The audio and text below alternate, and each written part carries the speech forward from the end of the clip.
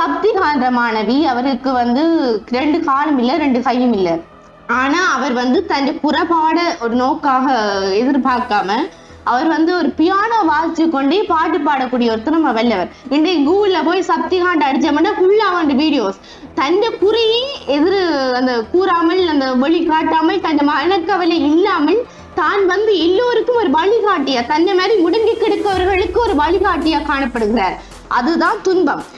நான் ஏன் இதை கூறுகின்றேன், இன்னொன்றை நான் உங்களையே சிறப்புவாதிகளையே உதாரணமாக வைத்து கூறலாம் நினைக்கின்றேன்.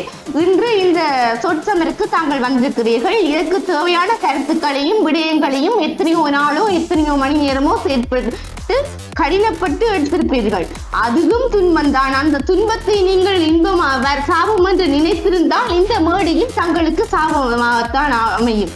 ஆகவே நான் நடுவர் அவர்களே, நான் கூறுவது என்னவென்றால், வாழ்வில் எதிர்நோக்கும் துன்பங்கள் இறைவனால் அளிக்கப்பட்ட ஒரு வரம்.